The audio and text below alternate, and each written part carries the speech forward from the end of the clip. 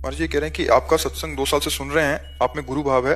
वृंदावन धाम की ऐसी निष्ठा और भाव सुनकर इनके हृदय में बहुत प्रेम जागृत हुआ है वृंदावन धाम। तो ये आपसे एक आज्ञा लेना चाहते हैं कि अभी ये 4 बच्चों के साथ अपनी पत्नी के साथ वृंदावन वास नहीं कर सकते, इतना अर्थादि नहीं है। तो ये कह रहे हैं कि मैं अकेला ऑटो टैक्सी यहाँ कुछ टमटम चला के अकेला यहाँ वास कर सकता हूँ। परिवार का पोषण, क्योंकि जब बच्चे हैं तो उनका पढ़ाना लिखाना ब्याह बर करना, तो ये भी देखना है कि अगर वो कर्तव्य ना बना तो ये ठीक नहीं है। क्योंकि वो कर्तव्य, जैसे आपको माता पिता ने पढ़ा के पुष्ट किया बड़ा किया, ऐसे आपका कर्तव्य है कि उन बच्चों को अब अगर आप छोड़ के भागते हैं तो सोचो उनका क्या दोष। दोष तो आपका ही होगा। फिर यहाँ चित्त नहीं लगेगा, अपराध बन जाए तो यहाँ भी चित्त नहीं लगेगा। तो हमें लगता है कि अभी आते जाते रहो और कुछ संतान के लिए व्यवस्था करो, फिर आकर अखंड वास कर लो। पर पहले बच्चों के कर्तव्य का फटाफट पालन करो, जैसे बन पावे तैसे, क्योंकि वो कर्तव्य है। अगर आप हमारे वचन प्रमाण मानेंगे तो हमको वही बोलना है जो शास्त्र आज्ञा करता है। हमने ऐसे नहीं कह सकते आओ वृंदावन वास करो, बहुत बढ़िया बात है। नहीं, बहुत बढ़िया बात है, लेकिन उससे जोर की बात यह है कि आपका पहले कर्तव्य है। आपके बच्चे हैं, आप उनको छोड़ करके वृंदावन वास करें, ऐसे हम कभी अनुमति नहीं देंगे।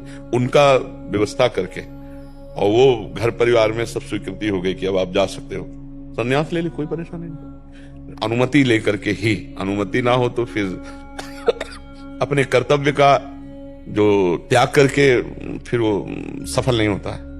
सफल वही होता है जो अपने कर्तव्य का पालन करते हैं। अब जैसे हम लोग बचपन से भागे, हमारा कोई कर्तव्य नहीं, एक ही कर्तव्य था, भगवत प्राप्ति। क्योंकि और भाई हैं, परिवार है, सब है, हम बीच से खसक लिए।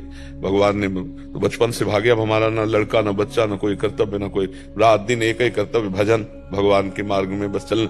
अब आपने गृहस्थी स्वीकार की, बच्चे पैदा किए, तो अब उनके कर्तव्य का पालन करना होगा। बीच में छोड़ के जानने से आप भजन में अच्छे भजनानंदी नहीं हो सकते, आपको भगवत प्राप्ति में बाधा हो जाएगी।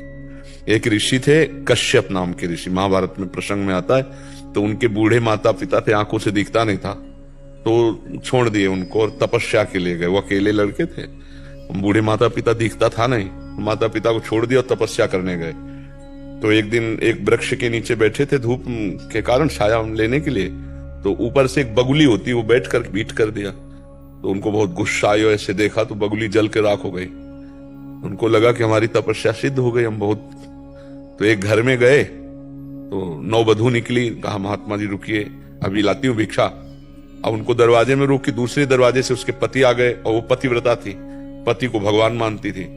चरण धोए, पति को जलपान कराया, बैठा ला, का भगवान आपके दरवाजे पर अतिथि खड़े, भिक्षा दे आए? हाँ हाँ हाँ बिल्कुल जाइए। अब जब गए तो उनको अहंकार था ही तपस्या का, तो उन्होंने कहा इतना समय कैसे लगा दिया? तो उनका भगवान शांत शांत, हमारा धर्म है पहले पति का आदर करना, पति के घर में हो इसके लिए दूसरे नंबर पर आपका आतिथ्य सत्कार करना। तो उनका तुमने ऐसा वैसा महात्मा जान लिया क्या? तो उनका नहीं नहीं मुझे पता है, तुम उस वृक्ष की बगुली मत समझो कि तुम देखोगे भस्म हो जाओगी। तो उनको लगा ये घटना कौन जानता है, केवल अभी जानते थे।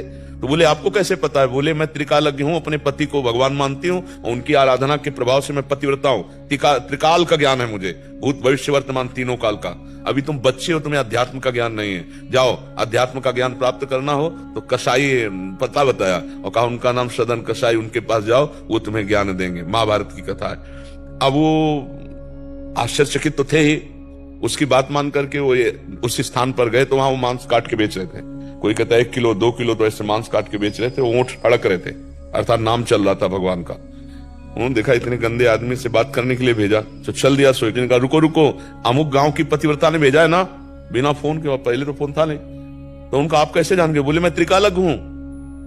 बोले सब त्रिकालज्ञ मिल रहे हैं, हम ही को केवल ज्ञान नहीं है। बोले आपको तीनों काल का ज्ञान कैसे हुआ? बोले रुको हम मांस सब जितना बेच लेते फिर आप चलते।